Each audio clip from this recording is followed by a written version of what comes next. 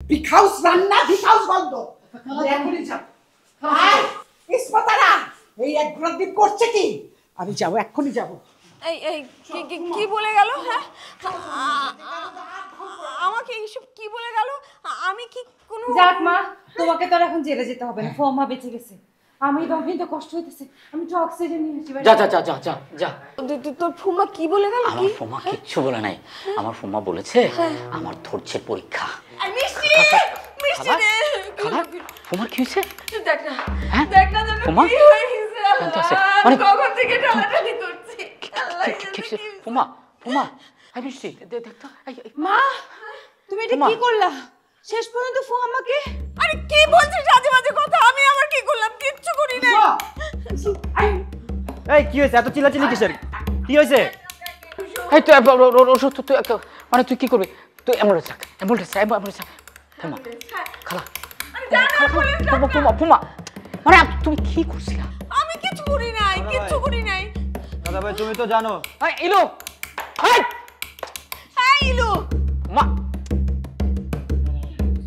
এই তোর কি হয়েছে তোরা কি শুরু করছিস এই এই মেয়ে কি আমি তো পাগল হয়ে যাবো এটা নিয়ে দাদা ভাই রাকিব কোথায় দাদা ভাই তুমি কিচ্ছু বলো না দাদা ভাই তুমি জানো আমি টেনশন নিতে পারি না আমি টেনশনের কাহিনী দেখে আমি স্টান্ড হয়ে যাই রাকিব দাদা ভাই ইলো দাদা ভাই কি হয়েছে আরে হইছে কি ফুমা কি হইছে পানি না এই ফুমা কি আরে পানি পাগল ছাগলের দল পানি নিয়া আই রুশো আরে কি যে করো তোমরা তো একসাথে দুজন রান্না করছিলা তোমরা কি করলা আমার বাড়িতে এখন যদি পুলিশের মার্ডার কেসে আসামি তো হয়ে যাবো আমি তো কিচ্ছু করি না আচ্ছা থামো এই রুশো এই মিষ্টি সত্যি করে বলতো তোরা কি আবার এই যে ভূতপেত্তির ভয় দেখেছিস নাকি দাদা হ্যাঁ দাদা ভাই তোমার কসম কোনো কিছু ভয় দেখা না দাদা ভাই পাগল ছাগলে ভরে গেছে দাদা ভাই তোমার কসম কিচ্ছু করি না আমরা আর ভূত পেত্নির কাহিনী আনি না দাদা ভাই ভূত পেত্নির কাহিনী মানে হ্যাঁ তার মানে কি হ্যাঁ খালা সেই কাহিনী তোমার পরে শুনলেও হবে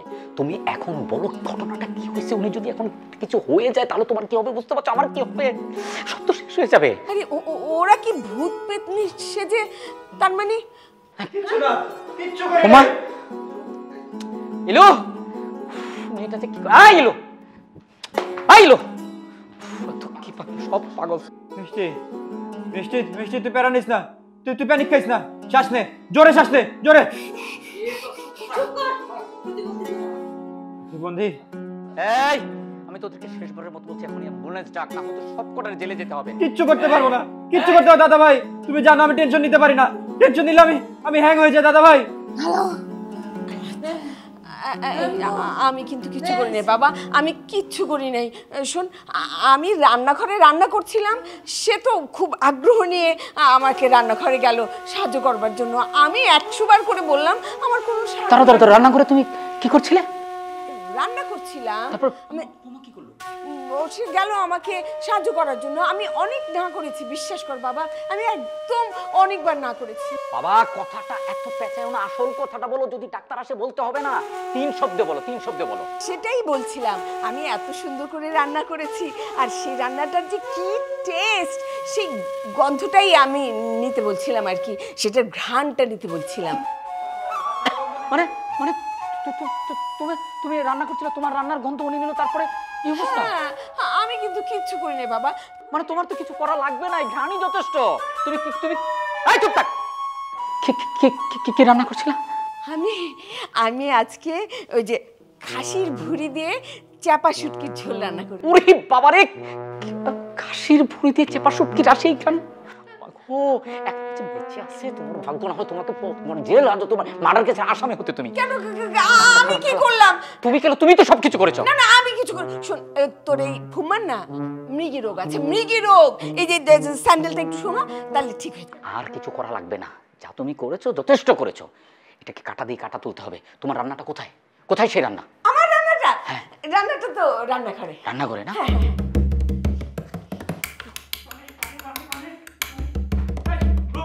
আমার চোখ দিয়ে পড়তেছে এখান থেকে নে আস্তে করে দাও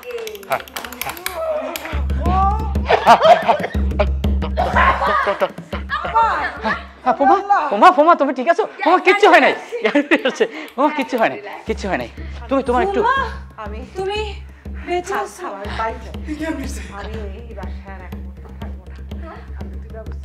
আচ্ছা আচ্ছা ফুমা, আমি সব ব্যবস্থা করছি, তুমি তুমি কিছু তুমি কিছু মনে করো না ফুমা। মানে খালা তো আর ইচ্ছা করে কোনো নাই।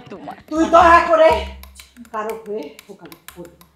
আমি আজকে চলে যাবো, আমি এখনই চলে যাবো। কেন কেন? আমি একা মরে যাব। এই ধরনের বিগ হাউস রান্না, বিগ হাউস বন্ধ। আমি এখনই যাবো। আর ইসমাতারা এই এক ঘোড়ার দিন করছে কি? আমি যাবো, এখনই যাবো। এই এই কি বলে গেল? হ্যাঁ, আমাকে এইসব কি বলে গেল?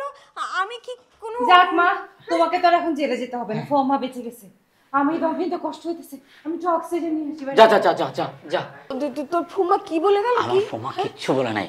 আমার ফুমা বলেছে আমার ধৈর্যের পরীক্ষা, আমি এখন আমার ধৈর্যের পরীক্ষা নিচ্ছি।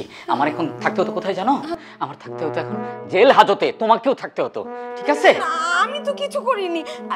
শোন বাবা, যাই হোক না হোক, এই যে এই যে আমি নতুন রেসিপিটা করেছি, এইটা কিন্তু তোর ফুম্মার জানটা ফিরিয়ে দিয়েছে।